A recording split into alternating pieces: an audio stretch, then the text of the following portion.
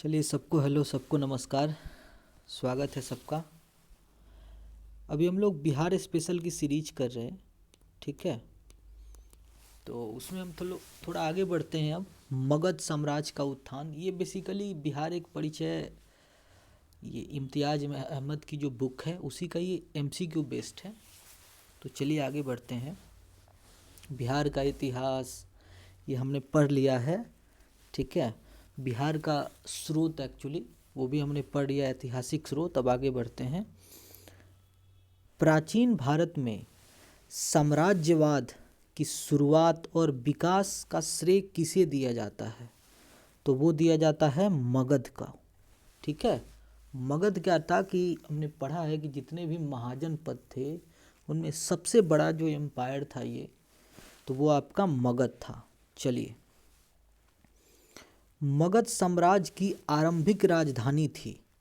तो मगध साम्राज्य की आरंभिक राजधानी कौन सी थी? तो वो थी राजगिरी, आज की, ठीक है। आजकल का राजगीर, राजगिरी और गिरिव्रज, ये एक ही नाम है तीनों, ठीक है। चलिए आगे। महाभारत और पुराणों के अनुसार मगध का सर्वप्रथम राजवंश था, ठीक है। तो वो कौन सा था? तो वो था बृहद्रथ वंश, ठीक है। बृहद्रथ वंश, ठीक है, जिसका जरासंध के पिता बृहद्रथ से आरंभ होता है। जरासंध का महाभारत में बहुत बड़ा जिक्र है, ठीक है, जिसे भीम ने जो द्वंद्व युद्ध हुआ था भीम के साथ, तो भीम ने उनको हराया था, उनको मारा था, ठीक है। तो उस टाइम बहुत बड़े पावरफुल किंग थे ये जरासंध, आप लोग जानते होंगे जरासंध, ठीक है। बहुत अच्छी स्टोरी है इनके पीछे, कभी आगे हम लोग बात करेंगे। चलिए नेक्स्ट। मगध महाजनपद का संस्थापक था, तो कौन था वो? अभी हमने पढ़ा, बृहद्रथ तथा जरासंध। बृहद्रथ क्या था? जरासंध के पिता थे, ठीक है। तो एक स्टोरी है छोटी सी, मैं आपको बता दूं कि जरासंध का नाम पड़ा एक राक्षसी थी जरा नाम की, ठीक है। तो ये दो पार्ट में हुए थे इस टाइप से। तो उन दोनों को जब ये जन्म हुआ था जरासंध का, तो दो पार्ट में हुए थे, अजीबोगरीब। तो दो पार्ट को उन्होंने जोड़ा था, किसने? जरा नाम की राक्षसी ने। तो उसी के नाम पे जरा ने संधि की दोनों पार्ट की, तो जरासंध नाम हुआ, ठीक है।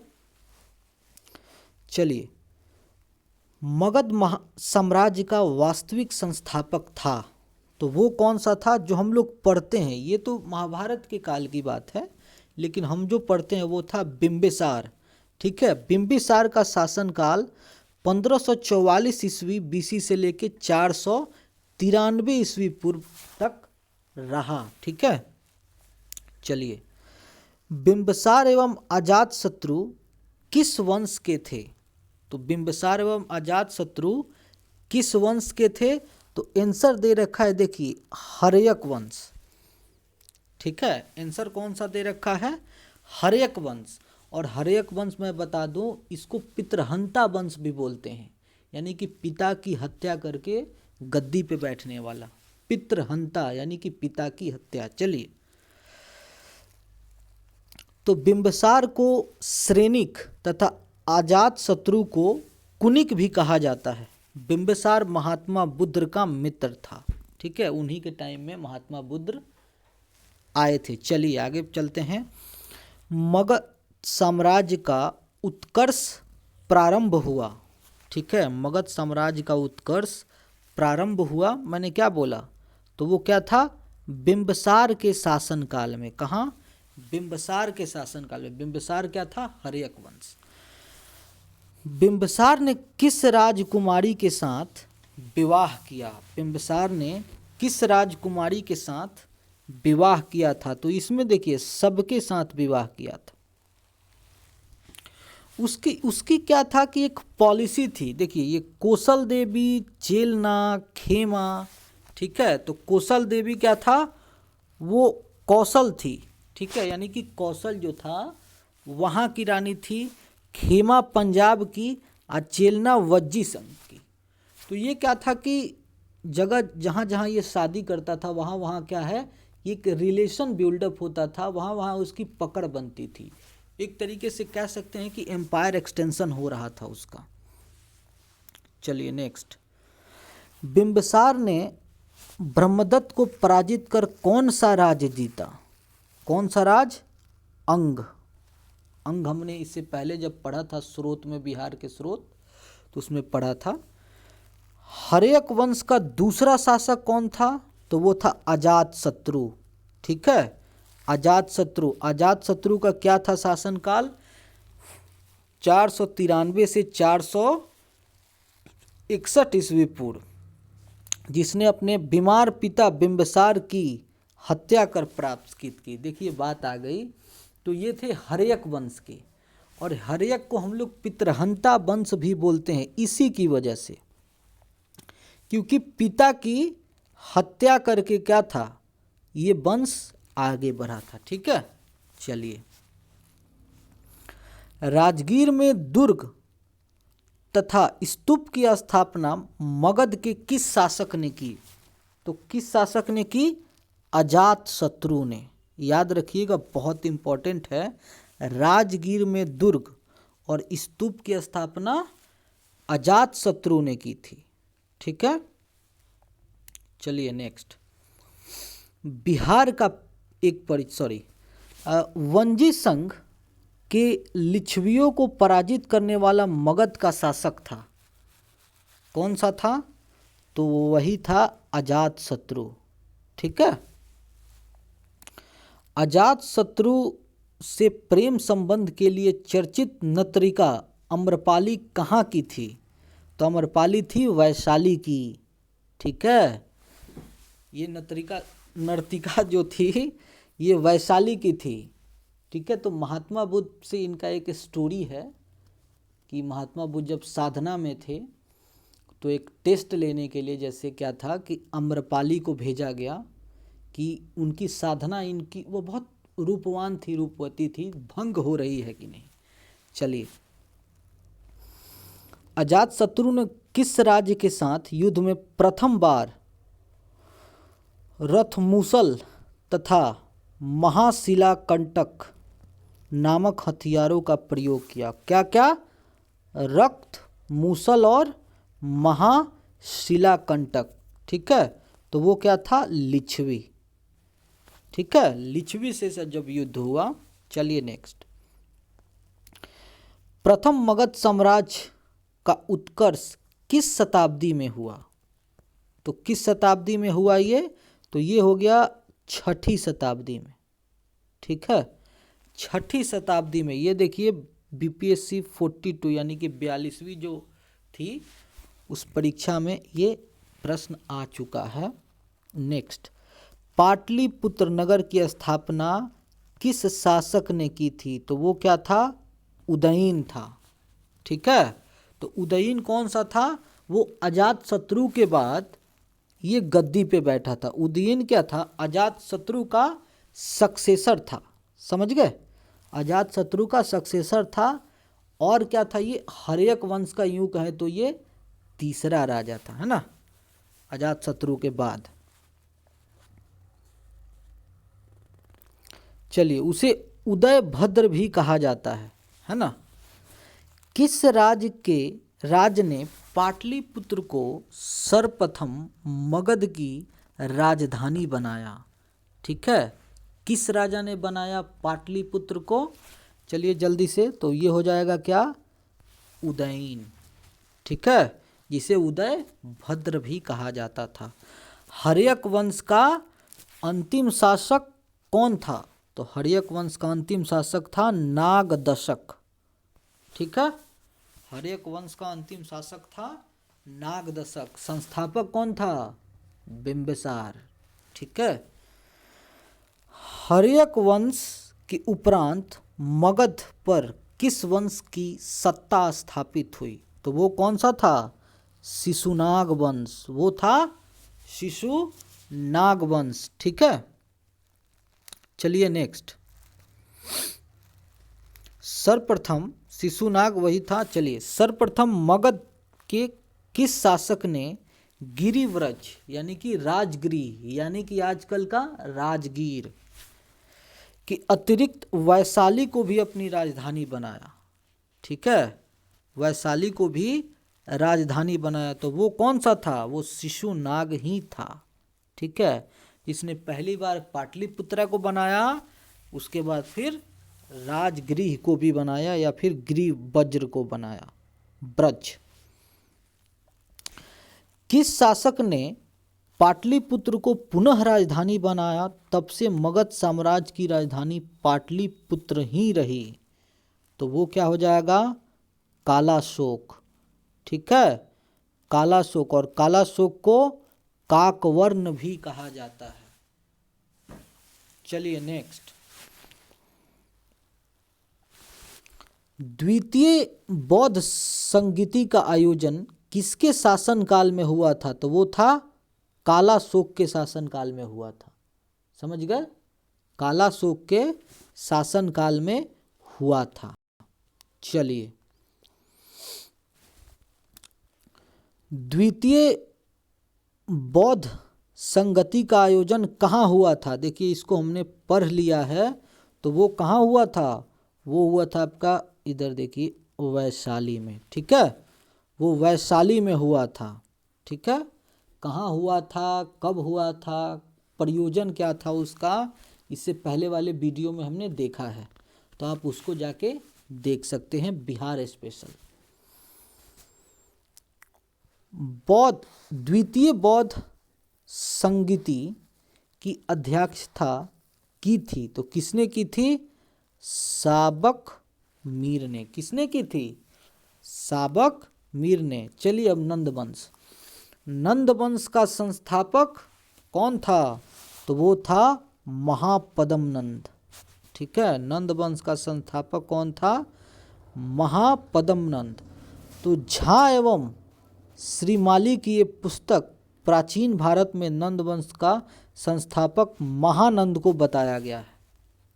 ठीक है, तो आप अपना ऑप्शन देख के इसको लिखेंगे। मगध में किस शासक को कली का अंश, परशुराम अवतार, क्षत्रियों का नाशक, सर्व छत्रांतक, एक छत्र और एकराट कहा गया है? ठीक है, तो किसको कहा गया है? तो ये क्या हो जाएगा आपका? महापद्म नंद।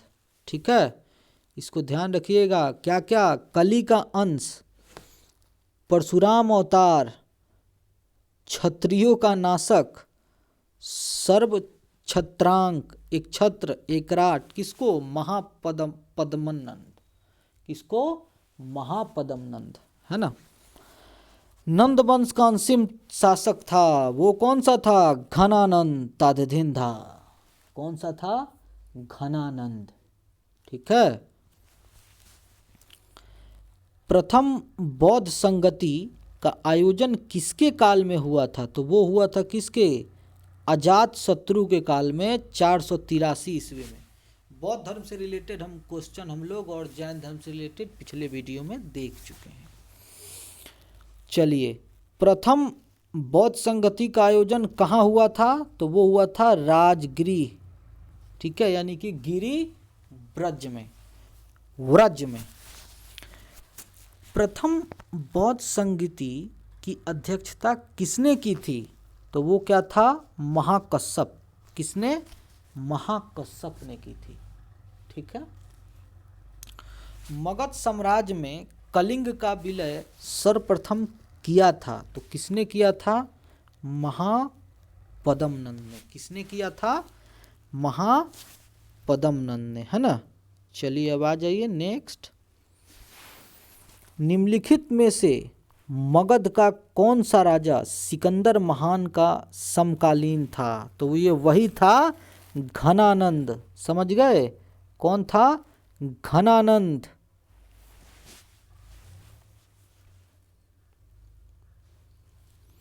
निम्नलिखित में से किस राजा ने पाटलिपुत्रा को बसाया था? तो वो कौन था? उदयन। ठीक है, जिसको उदयभद्र भी बोलते हैं। चलिए मगध के शासक अजातशत्रु ने किसके आक्रमण के प्रतिरोध में गंगा और सोन संगम पर अवस्थित पाटली ग्राम को सुरक्षित तथा किलों को सुसज्जित किया जो आगे चलकर पाटलिपुत्र नगर बना? बहुत ही इंपॉर्टेंट क्वेश्चन है, एक बार फिर से देखिए। मगध के शासक अजातशत्रु ने किसके आक्रमण के प्रतिरोध में गंगा और सोन के संगम पर अवस्थित पाटली ग्राम को सुरक्षित तथा किलों को सुसज्जित किया जो आगे चलकर पाटलिपुत्र नगर बना? तो वो क्या हो जाएगा? वैशाली के वृज्जियों के। ठीक है, तो ये हमारा हो गया। चलिए अब एक बहुत बड़े एम्पायर पे आते हैं, लगभग इसको सबसे बड़ा कह सकते हैं। ठीक है, बहुत बड़े एम्पायर मौर्य साम्राज्य। ठीक है, यानी कि मौर्यन डायनेस्टी। मौर्य डायनेस्टी पे अब चलते हैं। तो मौर्य डायनेस्टी का संस्थापक था, चलते चलिए जल्दी जल्दी ये सब आप लोग जानते हैं, चंद्रगुप्त मौर्य। मौर्य साम्राज्य की राजधानी थी पाटलिपुत्रा। ठीक है, चंद्रगुप्त मौर्य ने मगध की सत्ता किसकी सत्ता से प्राप्त की थी? सभी जानते हैं, चाणक्य, विष्णुगुप्त, कौटिल्य। ठीक है, मगध साम्राज्य की स्थापना, तो ये थोड़ा सा इम्पोर्टेंट है, वो देख लीजिएगा, 320 ईस्वी पूर्व। ठीक है, यूनानी दूत मेगास्थनीज किसके दरबार में पाटलिपुत्र आया था? तो वो था चंद्रगुप्त मौर्य। ठीक है, चंद्रगुप्त मौर्य, मेगास्थनीज जिनका क्या है, किससे रिलेशन है? वो था इंडिका। मेगास्थनीज ने क्या लिखी थी? इंडिका। ठीक है, चलिए नेक्स्ट, किधर गया? हाँ, मेगास्थनीज का पाटलिपुत्र आगमन हुआ था, कब हुआ था? 315 ईस्वी पूर्व में वो आया था। मेगास्थनीज आई थी, जो भी है। किधर गया आगमन? हाँ, चंद्रगुप्त मौर्य के दरबार में मेगास्थनीज को भेजने वाला शासक था, तो बी था सेल्यूकस। ठीक है, कौन सा? सेल्यूकस। चलिए आगे, किस शासक के शासनकाल के समय मगध पर 12 वर्षों का भीषण अकाल पड़ा था? मगध पर 12 वर्षों का भीषण अकाल पड़ा था, तो वो कौन था? चंद्रगुप्त मौर्य। क्योंकि इससे पहले जो था घनानंद, बहुत ही क्या बोलूं, निर्दयी राजा है ना। चलिए, चंद्रगुप्त मौर्य का मंत्री था कौन? चाणक्य। किससे मुक्ति दिलाने के कारण चंद्रगुप्त मौर्य को भारत का मुक्तिदाता कहा जाता है? तो बी, यूनानियों से। क्या? यूनानियों से। वह स्रोत जिससे पाटलिपुत्र का प्रशासन का वर्णन उपलब्ध है, वह क्या है? ठीक है, तो वह क्या है? इंडिका, जो मैंने अभी बात की। किसने इसको किया? लिखा मेगास्थनीज। ठीक है, ये बीपीएससी 46वीं में ये प्रश्न आ चुका है।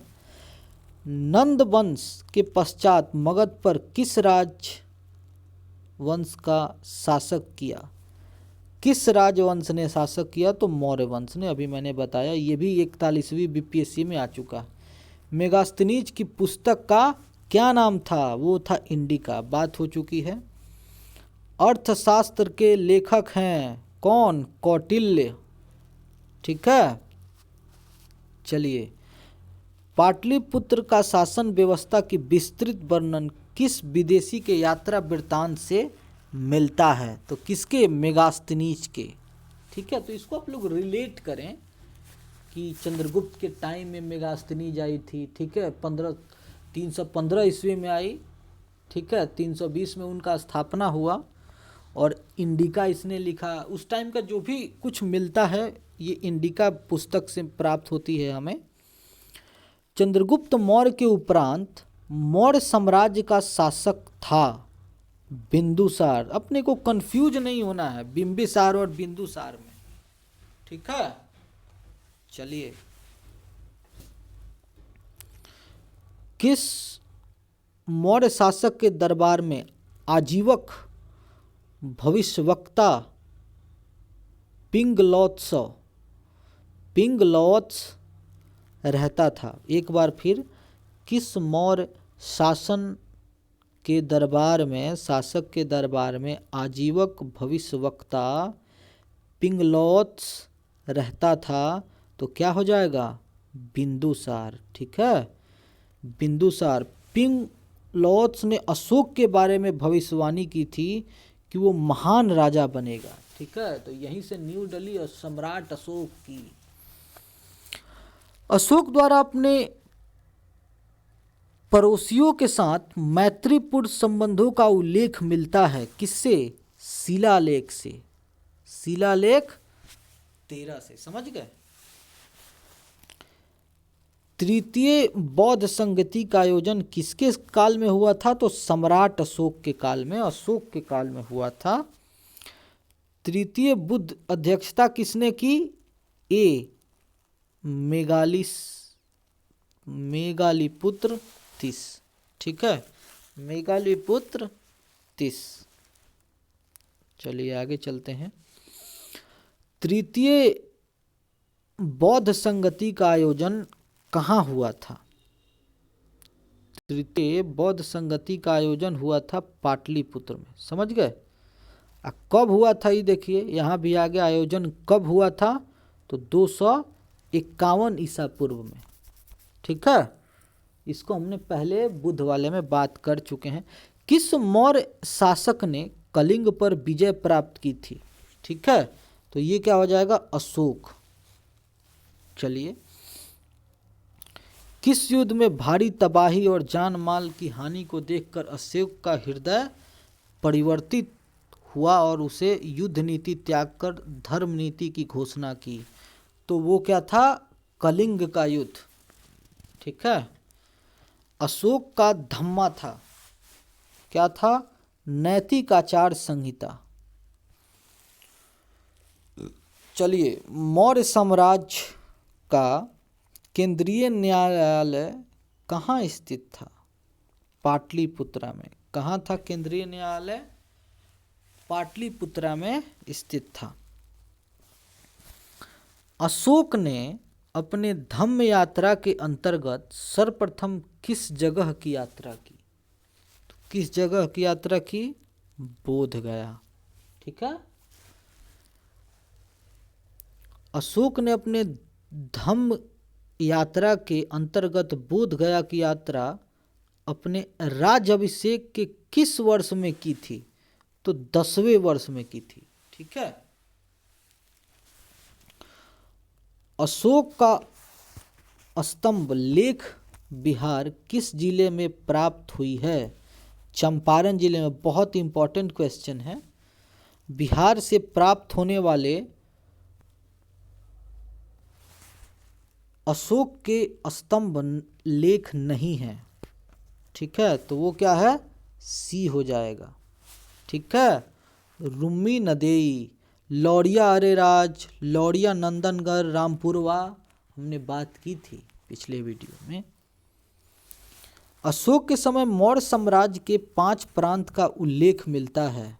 प्राची या प्राची प्रांत पूर्वी प्रदेश की राजधानी थी पाटलिपुत्रा। ठीक है, क्या? पाटलिपुत्रा। ठीक है, पाटलिपुत्र में स्थित चंद्रगुप्त का महल मुख्यतः बना था किससे? लकड़ी का। लकड़ी का बना था। बीपीएससी 41वीं में ये प्रश्न आ चुका है। मौर्यन एम्पायर से, जो भी आप कहें, मौर्य जो डायनेस्टी है उससे क्वेश्चन अच्छा खासा आता है। चंद्रगुप्त मौर्य का राजप्रसाद स्थित था कहाँ? कुम्हरार, पटना में, जो आज क्या है? कुम्हार है ना? चलिए,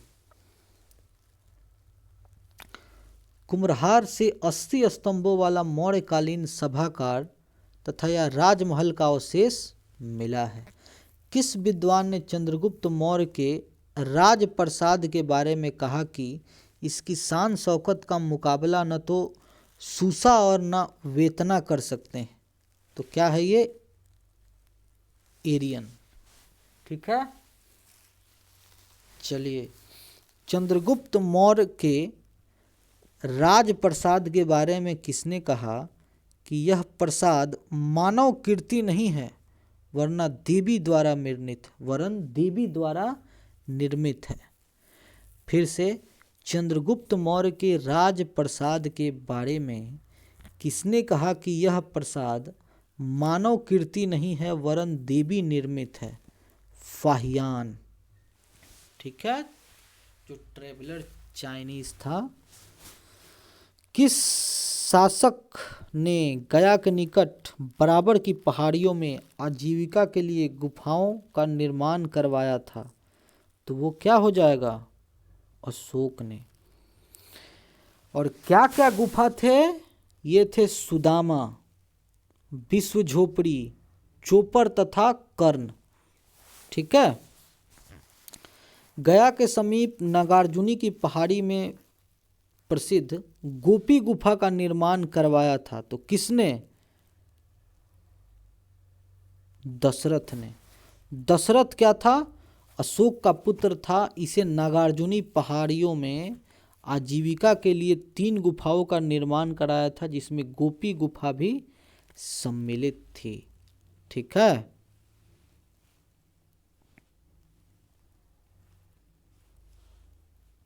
चलिए नेक्स्ट। मौर्यकालीन चामर ग्राहिणी यक्षी प्राप्त हुई। मौर्यकालीन चामर ग्राहिणी यक्षी प्राप्त हुई कहाँ से? दीदारगंज पटना से। कहाँ से? दीदारगंज पटना से।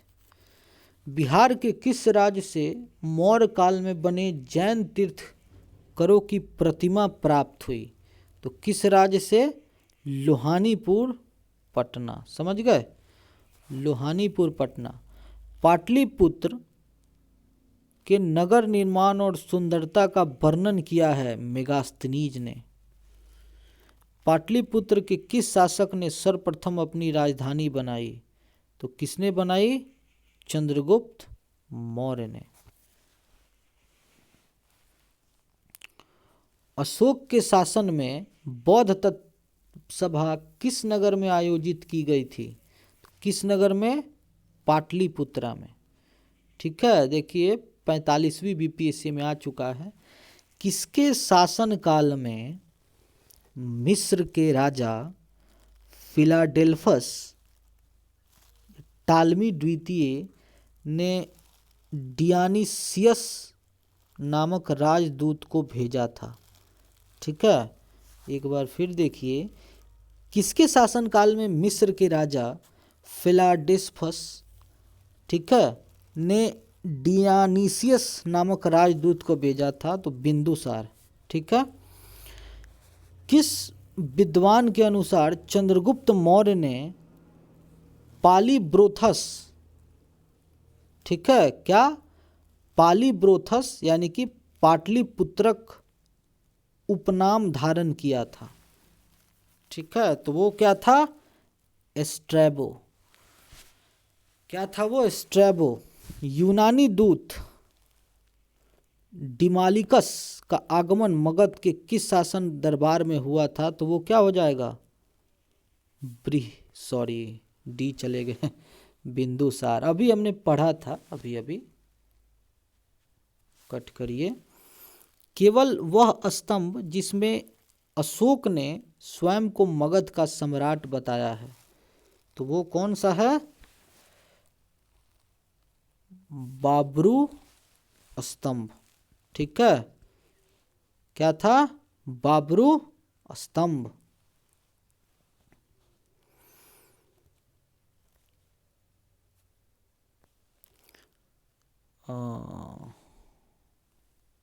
चलिए नेक्स्ट। बराबर की गुफाओं का उपयोग किसने आश्रय गृह के रूप में किया? ये बीपीएससी 40वीं में ये सवाल पूछ चुका है। तो आजीविकों ने, ठीक है, किसने? आजीविकों ने। अशोक की राजधानी कहाँ थी? पाटलिपुत्रा, ठीक है। मौर्य काल में पाटलिपुत्र का प्रशासन 3 नागरिकों की सभा संचालित करती थी, जो कि 5-5 सदस्यों की 6 समितियों में गठित थी। यह कथन किसका है? तो ऑब्वियसली क्या होगा? मेगास्थनीज आ जाएगा ना। मौर्य प्रशासन के संबंध में कौन सा कथन सही नहीं है? यह केंद्रीयकृत, करों का बोझ अधिक था, प्रशासन तंत्र कठोर था, उपयुक्त सभी। तो क्या हो जाएगा? सभी, ठीक है। अशोक के संबंध में कौन सा कथन सही है? ठीक है। जिसने धर्म विजय की नीति अपनाई, ठीक है, उसने विदेशों से संबंध स्थापित किए, उसने प्रजाहित और कल्याण के उपाय किए, उपयुक्त सभी ही हो जाएगा इसमें, ठीक है। देवना मपीय नामक से किस शासक ने अपने आप को संबोधित किया? ठीक है, तो किसने? अशोक ने। समझ गए? धम्म महामात के कार्य क्या थे? ठीक है, धम्म महामात के कार्य क्या थे? धम्म नीति या क्रियावहन, ये तो उससे रिलेटेड ही है, तो ये होगा जन कल्याण के उपाय, लोगों के बीच दान वितरण, यानी कि सारा कुछ, ठीक है। मौर्यकालीन प्रशासन के राजुक कौन थे? न्याय अधिकारी, न्यायिक अधिकारी, कर वसूलने वाले अधिकारी, सैनिक अधिकारी, यानी कि सब। मौर्यकालीन विद्वानों में किनका नाम आता है? कौटिल्य, पाणिनि, उपावर्ष, ठीक है। तो किनका नाम आता है? देखिएगा, तीनों का ही नाम आता है, समझे? कौटिल्य जान रहे हैं आप, पाणिनि, उपावर्ष, तीनों का नाम आता है। चलिए नेक्स्ट। मौर्यकालीन स्थापत्य के सुंदर उदाहरण हैं। मौर्यकालीन स्थापत्य के सुंदर उदाहरण हैं। क्या क्या है? पाटलिपुत्र स्थित राम प्रसाद के अवशेष, दीदारगंज की यक्षी, बराबर की गुफाएं, राजगीर में सोन भंडार गुफा। तो इसमें क्या हो जाएगा? बी हो जाएगा, 1, 2, 3, क्योंकि हमने देखिए ये पढ़ा ना, बराबर की गुफाएं पढ़ी, राम प्रसाद का पढ़ा ही हमने, ठीक है। दीदारगंज की यक्षी, ये थोड़ा सा डाउटफुल है। चलिए, अशोक की धम्म नीति की जानकारी मिलती है कहाँ से? द्वितीय स्तंभ लेख, द्वादश शिलालेख, 7वें शिलालेख, सभी से। अशोक के किस अभिलेख में दान, धम्मदान को अंतर को स्पष्ट किया गया है? फिर से, अशोक के किस अभिलेख में दान और धम्मदान के अंतर को स्पष्ट किया गया है? तो क्या हो जाएगा? 9वें शिलालेख में, ठीक है। मौर्य समाज के पतन में कौन सा कारक शामिल नहीं है? विदेशी आक्रमण, ये तो होगा ही, है ना। अयोग्य शासक, अच्छा, आर्थिक संकट,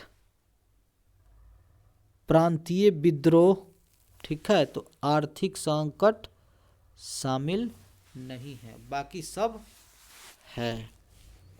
चलिए, तो आज के लिए इतना ही। हमने मौर्यन डायनेस्टी पढ़ा, बाकी मगध का जो साम्राज्य है उसमें सबके बारे में, बृहद्रथ हो गया, हर्यक वंश हो गया, है ना। तो ये सारा कुछ हमने पढ़ा, शिशुनाग, फिर मौर्य डायनेस्टी। चलिए फिर आज के लिए इतना ही, फिर हम लोग आगे चलेंगे मौर्योत्तर बिहार पे। चलिए, धन्यवाद।